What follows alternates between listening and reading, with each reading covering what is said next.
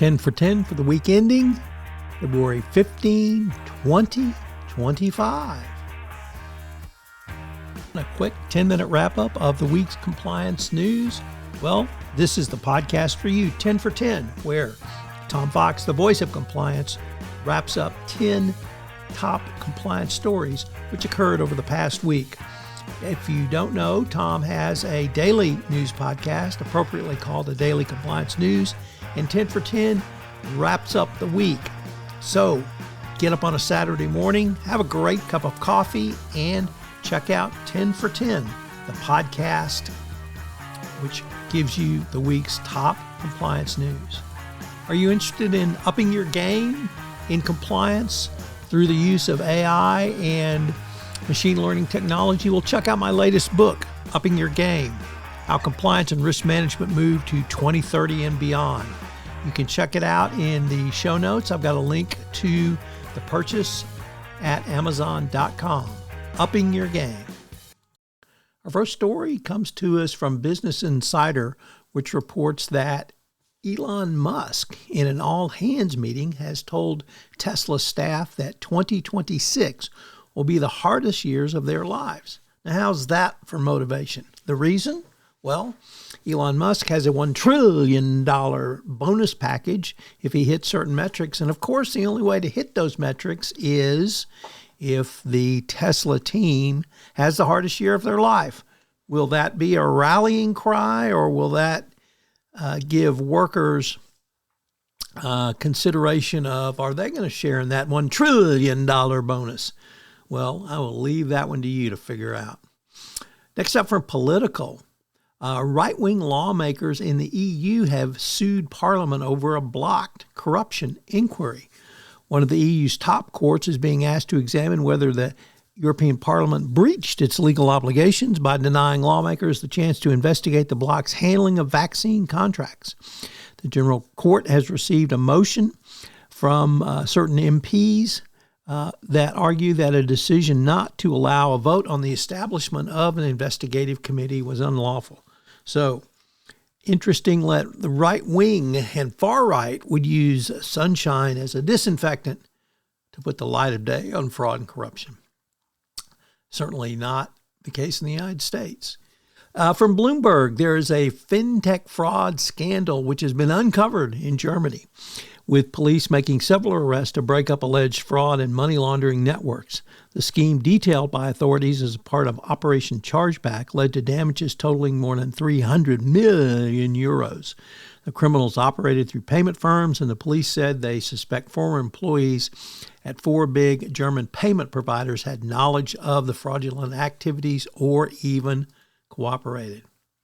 From the AP, it's one of a series of stories about an exploding corruption scandal that has happened, unfortunately, in Ukraine, as the energy industry has been rocked by a huge corruption scandal of over $100 million in kickbacks.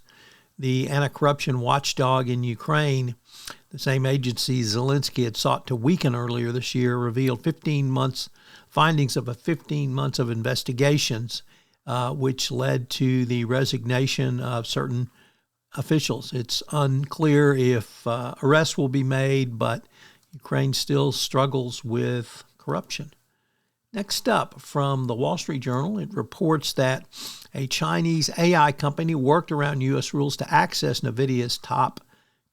access to NVIDIA's top chips. And this is a great article which shows not simply the invidiousness of trade control sanction evasions, but basically a primer on how to do it. As a Wall Street Journal investigation traced how chains of deals across several private countries got the chips inside a Chinese data center, and despite American rules intended to stop this access, it really shows the difficulty of trade sanctions. And if you're with one company, you may not have visibility into what a company or series of companies and fraudulent companies are doing on a worldwide basis. Certainly the United States government needs to get more involved in this and help out companies if they want to uphold their ban. Next up, certainly in the Forrest Gump stupid is as stupid does category, reporting from the New York Times. Remember that big raid on the South Korean manufacturing facility in Georgia where over 300 people were arrested and deported? Well, guess what?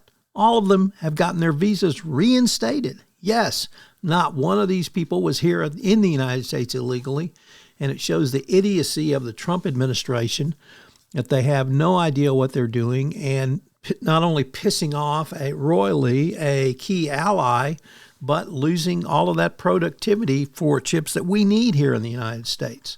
So the Trump administration will continue to go after anyone who is not American, and indeed they're actually now going after Americans. But it just shows the difficulty that foreign companies will have of doing business in America if your workers are going to be arrested, held, and deported. Next up from Bloomberg, ex-Glencore staffers charged with bribing offenses related to winning commodity trading business in West Africa have all pled not guilty in London. The four are facing charges of conspiracy to give corrupt payments from 2007 to 2011. So the defendants have all pled not guilty, and the charge relating to winning a business for Glencore from state-owned companies in Cameroon, Ivory Coast, and Nigeria from this time period. Next up, the burgeoning Major League Baseball scandal took a new turn, rather the turn that it took around pitch rigging. The defendants pled not guilty. Two Cleveland Indian pitchers, Emmanuel Clase and Luis Ortiz, were charged with fraud, conspiracy, and bribery stemming from an alleged scheme to rig individual pitches that led to gamblers winning hundreds of thousands of dollars. An indictment was made, and the individuals all pled not guilty to the charges. But this is a massive scandal following on the heels of the NBA scandal, and I didn't discuss it in this week's 10 for 10, but yesterday we had a massive college basketball betting scandal arise. Most of these are around prop bets, and the pitch rigging scandal was just that. So Major League Baseball has worked with certain reputable sports betting books to have a $200 limit on these, as well as on prop bets around pitching, and there's talk of maybe even banning these going forward. But it's going to be a problem for Major League Sports. They're going to have to confront this, and hopefully it will clean things up, but maybe not. And our final story today comes from the Wall Street Journal, as the Trump administration has blocked the Swiss company Gunvor's takeover of Russian oil assets. Gunvor pulled its offer to buy the international assets of the sanctioned Russian oil company Lukoil after the Treasury Department said it opposed the deal and called the Swiss commodities trader the Kremlin's puppet. That's rich coming from this administration. Nevertheless, it is a significant incident in the fight against Russian sanctions. It obviously keeps money from going to Lukoil or other sanctions entities in Russia, but it keeps the United States and its ally Switzerland, through its company Gunvor, from controlling these assets. So it really cuts both ways, but the Trump administration is clearly signaling which way it wants to follow all of these. And so Gunvor is pulling its offer to purchase the assets of Lukoil going forward. I hope you've enjoyed this edition of 10 for 10. I hope you will join me again next Saturday, where we will have another 10 for 10. If you'd like our daily news, check out the Daily Compliance News on the Compliance Podcast Network. This is Tom Fox again. 10 for 10 is a special production of the Compliance Podcast Network. I'd also urge you to check out the Daily Compliance News, which posts every week from Monday to Friday, where I give 4 curated stories of bribery, corruption, and compliance events that will allow you to help you start your day as well. So check out the Daily Compliance News and subscribe or rate and review to both 10 for 10 and the Daily Compliance News. Thanks so much for listening to this episode of 10 for 10. I hope you'll check out the newest podcast in the Compliance Podcast Network, the Compliance Tip of the Day. In Compliance Tip of the Day, I give a 5 to 8 minute summary of one tip that you can integrate into your compliance program or put together for greater compliance program efficiency. Finally, if you're a Sherlock Holmes fan, I am preparing a new season of Adventures in Compliance where I go through the 4 novels of Sherlock Holmes. Hear it on the Compliance Podcast Network.